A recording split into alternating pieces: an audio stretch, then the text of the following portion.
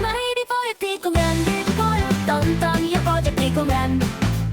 Biar semua ceria, subscribe ya sekarang juga. Nadia menelan ludah. Apakah sandal ini salah satu karya Isabella? Tiba-tiba, layar laptopnya berkedip. Gambar seorang wanita bergaun merah muncul sekilas di layar sebelum semuanya padam. Nadia tersentak dan menutup laptopnya dengan panik, sehingga ia merasa harus pergi ke Milan untuk bisa mengetahui kebenarannya. Namun, ia sadar Dimas tidak akan membiarkannya pergi begitu saja. Pagi harinya, Nadia mencoba berbicara dengan Dimas. "Aku ingin pergi ke Milan untuk urusan pekerjaan," katanya dengan nada santai saat mereka sarapan. Dimas langsung menatapnya tajam. "Tidak, aku sudah bilang, kamu tidak perlu dunia model lagi." "Tapi," sanggah Nadia. "Tidak ada tapi." Dimas mulai marah. Nadia hanya bisa mengepalkan tangannya di bawah meja, sebab Dimas semakin mengurungnya. Malamnya, Nadia mencoba kabur diam-diam. Ia mengemasi tas kecil dan melepas sandal merah itu dengan hati-hati. Kakinya bergetar, tetapi kali ini tidak ada darah. Ia menghela napas lega dan berjalan menuju pintu. Namun, begitu tangannya menyentuh gagang pintu, suara gemerincing keras terdengar di belakangnya. Ia menoleh, sandal merah itu bergerak sendiri. Perlahan, sandal itu melayang ke udara, seolah ada tangan tak terlihat yang mengangkatnya. Lalu, suara berbisik menggema di ruangan. "Kamu tidak bisa lari." Nadia menjerit saat bayangan merah melesat ke arahnya. Sandal itu menempel kembali ke kakinya secara paksa. Ia terjatuh ke lantai. Tubuhnya kejang-kejang. Dalam kepalanya, suara seorang wanita berbisik, penuh amarah dan dendam. "Jangan mencoba meninggalkanku." Saat Nadia membuka matanya, ia melihat Dimas berdiri di ambang pintu. Ia tersenyum dingin. "Kau tidak akan kemana-mana, sayang." Nadia tersadar, ia bukan hanya terjebak dalam sandal mistis ini, tapi ia juga terjebak dalam sangkar Dimas. Dan ia harus mencari cara untuk keluar sebelum semuanya terlambat. Nadia tahu ia harus kabur dengan atau tanpa izin Dimas. Tapi setelah insiden malam itu, Dimas semakin mengawasinya. Bahkan, ia mulai menempatkan pengawal pribadi di sekitar rumahnya, sehingga tidak ada jalan untuk bisa keluar. Namun, Nadia bukan wanita bodoh. Ia berpura-pura menerima nasibnya, bersikap lembut pada Dimas, bahkan membiarkannya percaya bahwa ia sudah menyerah. Suatu malam, saat Dimas tertidur lelap setelah minum anggur, Nadia bergerak cepat.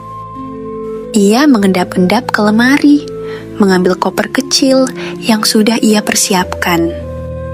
Masalahnya hanya satu, sandal merah itu masih melekat di kakinya, sehingga ia mencoba melepasnya. Tetapi kali ini, rasa sakit yang menyengat langsung menjalar ke seluruh tubuhnya. Nadia menggigit bibirnya, menahan suaranya, sebab kulitnya seperti mulai menyatu dengan sandal itu. Namun, ia tak punya waktu untuk menundanya lagi. Dengan menahan nyeri, Nadia menyelinap keluar kamar dan mencapai lift. Pengawal berjaga di lobi, tapi Nadia sudah memikirkan segalanya. Ia meraih ponselnya dan mengirim pesan ke seorang teman lama bernama Alisa, model yang kini tinggal di Milan. "Aku butuh bantuanmu, Lis. Siapkan tiket pesawat ke situ. Aku akan segera ke sana." Lalu, ia berjalan ke balkon di lantai 3. "Aku gila," gumamnya. Tanpa berpikir panjang, ia melompati pagar balkon dan berpegangan pada pipa saluran air yang menempel di sisi gedung. Angin malam menusuk kulitnya, dan setiap gerakan membuat sandal merah itu terasa semakin berat, seolah ada tangan tak terlihat yang mencoba menariknya kembali ke dalam rumahnya. Saat Nadia hampir mencapai balkon di lantai bawah, suara langkah kaki terdengar dari atas. Dimas terbangun dan mencarinya. "Nadia!" Suaranya menggelegar penuh amarah. "Jangan coba-coba lari dariku." Tanpa menoleh, Nadia menjatuhkan diri hingga terkapar di tanah dan berlari ke pintu darurat. Ia tak peduli pada rasa sakit di kakinya, tak peduli pada darah yang kini merembes dari kulitnya. Satu hal yang ia tahu, jika ia tetap di sini, Dimas akan menghancurkannya. Setelah perjalanan panjang yang tidak mudah dan dipenuhi ketakutan, Nadia akhirnya tiba di Milan. Alisa menjemputnya di bandara dengan ekspresi khawatir. "Nadia, apa yang terjadi padamu? Bagaimana kamu bisa lolos sampai ke sini?" Nadia berbisik. Dia kan laki-laki yang mudah terperdaya. Kemudian mereka segera pergi ke apartemen Alisa. Dan untuk pertama kalinya dalam beberapa bulan, Nadia merasa sedikit aman. Tapi ada satu masalah, sandal merah itu masih melekat di kakinya. "Aku harus mencari tahu tentang Isabella Moretti," kata Nadia sambil menatap dirinya di cermin. Alisa mengerutkan kening penuh tanya. "Isabella Moretti, perancang sepatu yang menghilang itu? Kau tahu tentang dia?" kata Nadia dengan rasa penasaran. Lalu Alisa menjawab, "Aku pernah mendengar ceritanya saja. Konon, dia membuat sepasang sepatu yang dikutuk. Semua wanita yang memakainya menjadi luar biasa cantik dan memikat. Tapi mereka selalu berakhir dengan kematian tragis." Seketika, Nadia menggigil. "Apakah itu juga yang akan terjadi padaku?" katanya dalam hati. Tanpa membuang waktu, mereka pergi ke sebuah perpustakaan tua di pusat kota Milan, mencari arsip lama tentang Isabella Moretti. Setelah beberapa jam mencari, mereka menemukan sesuatu yang mengejutkan. Di halaman koran tua yang menguning, ada foto Isabella Moretti dan wajahnya sama dengan wanita yang sering Nadia lihat dalam bayangannya. Lalu, mereka membaca sebuah artikel yang mengungkap kebenaran mengerikan. Isabella Moretti, perancang sepatu berbakat yang menghilang pada tahun 1956, ternyata dibunuh oleh kekasihnya, seorang pria kaya dan berpengaruh. Pria itu terobsesi padanya, tidak ingin Isabella menjadi milik orang lain.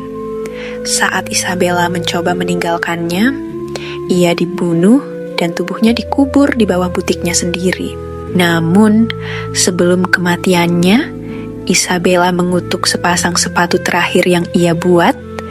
Ia bersumpah bahwa siapapun yang memakainya akan mengalami nasib yang sama sepertinya, terperangkap dalam cinta obsesif yang akan berakhir dengan kematian.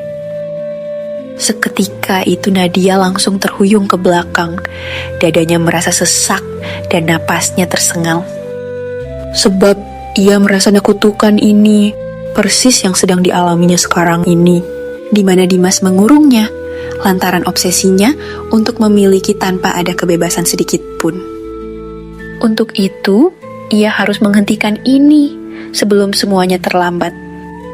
Setelah menemukan kebenaran tentang Isabella Moretti, Nadia merasa semakin terancam karena kutukan ini nyata. Dan jika sejarah terulang, maka Dimas dengan obsesi gilanya pada akhirnya akan membunuhnya. Sehingga ia harus menghancurkan sandal merah itu sebelum semuanya terlambat. Setelah mereka membaca lebih banyak arsip tua tentang sandal itu, akhirnya ditemukan cara terlepas kutukan sandal itu. Menurut legenda, kutukan itu hanya bisa dipatahkan jika sandal ini dikembalikan ke tempat asalnya, yaitu ke butik Isabella Moretti. Malam itu, Nadia dan Alisa pergi ke distrik tua di Milan, tempat butik Isabella dahulu berdiri. Jalanan sepi, lampu jalan berkedip samar, dan udara terasa lebih dingin dari seharusnya. "Lihat itu," bisik Alisa sambil menunjuk sebuah gang sempit. Di ujung gang itu ada sebuah pintu tua yang tidak seharusnya ada. Melihat itu, Nadia melangkah mendekat, seperti ditarik oleh kekuatan tak terlihat. Tangannya gemetar saat ia menyentuh gagang pintu itu. Dan begitu ia mendorongnya, dunia di sekitarnya berubah seketika, seperti sedang berada di dimensi lain. Nadia dan Alisa berdiri di dalam sebuah butik tua yang remang-remang. Semua rak kayu dipenuhi sepatu-sepatu antik, dan di tengah ruangan ada sebuah meja kerja yang dipenuhi alat-alat perancang sepatu. Namun, yang paling mencolok adalah cermin besar di ujung ruangan. Di dalam cermin itu, Nadia bisa melihat bayangan Isabella Moretti yang bergaun merah, wajahnya penuh luka, dengan matanya menatapnya tajam. "Kau telah datang," suara Isabella bergema di kepala Nadia. Jantung Nadia berdegup kencang sembari melempar pertanyaan. Bagaimana cara menghancurkan kutukan ini? Isabella menatapnya lama lalu berbisik, "Bakar sandal itu di atas kuburanku." Nadia menelan ludah. "Di mana kuburanmu?" Cermin itu mulai bergetar. Dan tiba-tiba, lantai di bawah mereka terbuka, menampakkan sebuah ruang bawah tanah yang gelap. Alisa menggenggam tangan Nadia erat penuh ketakutan. "Kita nggak benar-benar masuk ke dalam bawah sana, kan?" Nadia tidak menjawab. Ia tahu ini adalah satu-satunya jalan keluar. Kemudian, mereka menuruni tangga tua yang berderit, hingga mencapai ruang bawah tanah yang dipenuhi aroma busuk dan debu. Di tengah ruangan ada sebuah makam batu dengan nama Isabella Moretti terukir di atasnya. Nadia menyalakan korek api dengan tangan gemetar. Ia harus melakukannya. Namun, sebelum api menyentuh sandal itu, suara langkah kaki terdengar di belakang mereka. Yang ternyata itu Dimas yang telah menemukan keberadaan mereka. Dimas berdiri di pintu masuk ruang bawah tanah. Wajahnya dipenuhi kemarahan. "Aku sudah bilang, kau tidak bisa lari dariku, Nadia." Alisa mundur ketakutan, tetapi Nadia menggenggam sandal merah itu erat. "Ini sudah berakhir, Dimas. Aku tidak akan menjadi milikmu," katanya dengan tekad kuat. Dimas melangkah maju, matanya penuh kegilaan, lalu berucap, "Kau tidak mengerti, sayang. Aku tidak bisa membiarkanmu pergi. Kau milikku selamanya." Nadia melihat sesuatu di mata Dimas yang sebenarnya bukan hanya kegilaan, tetapi juga ketakutan.